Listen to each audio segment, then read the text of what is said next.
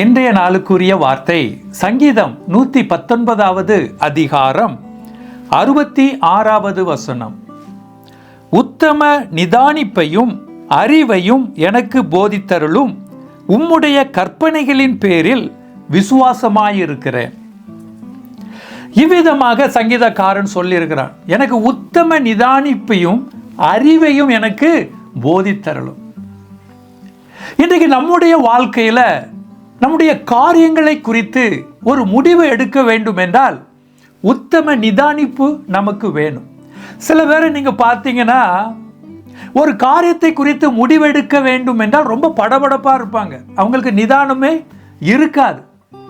சில குடும்பத்தில் கஷ்டங்கள் வரும்பொழுது, நெருக்கடிகள் வரும்பொழுது, இந்த நெருக்கடிகளை நான் எப்படி சமாளிக்கணும், இந்த போராட்டத்திலிருந்து நான் எப்படி வெளியே வர வேண்டும், எப்படி இந்த காரியத்தை நான் ஜெயமாக முடிக்க வேண்டும் என்பதை குறித்து ரொம்ப படபடப்பாக இருப்பாங்க, அவங்களுக்கு நிதானமாகவே இருக்க மாட்டாங்க. அதனால் என்ன நடக்கிறதுனா, அந்த காரியத்தை குறித்து தெளிவான ஒரு முடிவை அவர்களால் எடுக்க முடியாது.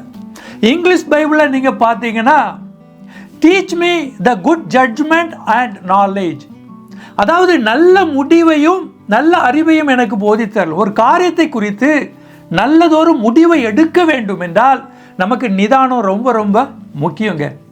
இந்த நிதானம் நமக்கு எப்படி வரும்? தாவீது அழகாக சொல்கிறான், உம்முடைய கற்பனைகளின் பேரில் நான் விசுவாசமாக இருக்கிறேன், அவருடைய வார்த்தையின் பேரில் நான் விசுவாசமாக இருக்கிறேன். கர்த்தருடைய வார்த்தையின் மேலே அவன் விசுவாசமாக இருக்கிறான். அந்த விசுவாசத்தினால தான் அவனுக்கு என்ன நடக்கிறதுனா, அவனுக்கு கிடைக்கிறது என்ன? உத்தம நிதானிப்பு. நிதானமாக ஒரு காரியத்தை குறித்து அவன் முடிவு எடுக்க வேண்டும் என்றால் நிதானமாக இருக்கிறான். அந்த நிதானமாக இருக்கும் பொழுதுதான் அந்த காரியத்தை எப்படி முடிக்கலாம் அப்படிங்கிற அறிவை கர்த்தர் நமக்கு கொடுப்பார். பாருங்க, தாவீதுடைய வாழ்க்கையில பாருங்க, கோலியாத் அப்படி நிற்கிறான். கரணம் தப்பினால் மரணம். பாருங்க, அவன் எப்படி ஒரு திடகாத்திரமாக நிற்கிறான். தாவீது குட்டி பையனாக நிற்கிறான். ஒரு செகண்ட் அசந்து போனாலும் அங்கே தாவீதுடைய வாழ்க்கை முடிந்து போயிடும். ஆனால் தாவீது படபடப்பாக இருந்தானா? அவனுடைய நிதானத்தை இழந்து போனானா? இல்லைங்க, ரொம்ப அமைதியாக அவன் முன்பதாக நிற்கிறான். இந்த நிதானமாக அவன் அங்கே நிற்கும் பொழுதுதான் கர்த்தர் அவனுக்கு அறிவை கொடுக்கிறாரு. பாரு, அவனுடைய நெத்தில உன்னுடைய கவனை எடுத்து ஒரு கல்லை வச்சு அடி என்கிற அந்த அறிவு எப்போ வருகிறதுனா, அவன் படபடப்பாக இல்லை, அவன் தன்னுடைய நிதானத்தை இழந்து போகல, நிதானமாக இருக்கிறான். கர்த்தர் அவனுக்கு அந்த அறிவை கொடுக்கிறாரு.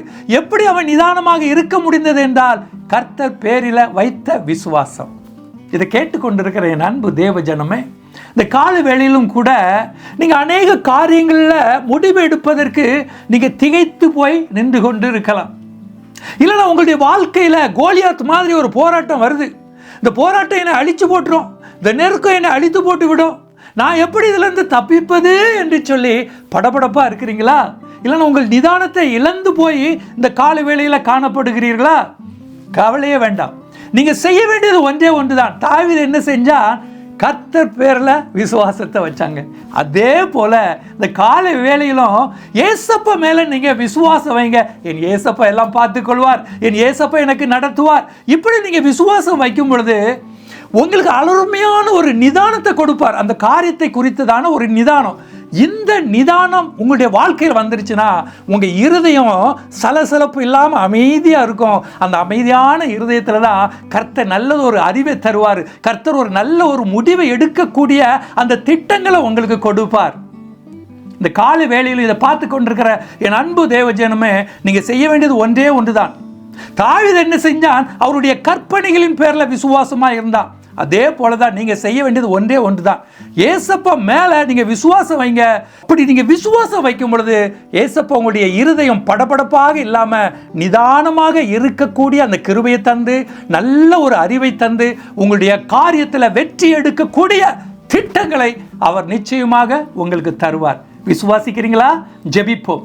எங்களை மிகவும் அதிகமாக நேசித்து, எங்களை ஆசீர்வதித்து, எங்களை கரம் பிடித்து வழிநடத்தி வருகிற எங்கள் அன்பின் ஏசப்பா, இந்த காலை வேளையிலும் இந்த வார்த்தையை கேட்டுக்கொண்டிருக்கிற பிள்ளைகளுக்கு, என்னுடைய வாழ்க்கையில் இவ்விதமான போராட்டங்கள் இருக்கிறது, கோலியாத் மாதிரி ஒரு நெருக்கடியில் நான் நின்று கொண்டு இருக்கிறேன், எப்படி கோலியாத் தாவீதை அழித்து போடக்கூடிய அந்த பலம் அவனுக்கு இருந்தது, அதே போல என்னுடைய வாழ்க்கையிலும் இந்த பிரச்சனை நெருக்கடி கோலியாத் மாதிரி வந்து நிற்கிறது. இதில் நான் அழிந்து போவேனோ என்று சொல்லி கலங்கி கொண்டிருக்கிற இந்த பிள்ளைகள் மேலே சுவாமி இந்த நேரத்தில் ஒரு நிதானத்தை இவர்களுக்கு நீர் கொடுக்கும்படியாக ஜெபிக்கிறேன். இந்த நிதானத்தின் மூலமாக நல்லதொரு அறிவை இவர்களுக்கு கொடுத்து அந்த காரியத்திலிருந்து அவர்கள் வெளியே வர, அந்த காரியத்தில் இவர்களுக்கு ஒரு வெற்றி கிடைக்க நீர் உதவி செய்யும்படி இயேசு கிறிஸ்துவின் நாமத்தில் ஜெபிக்கிறேன் எங்கள் நல்ல பிதாவே. ஆமென்.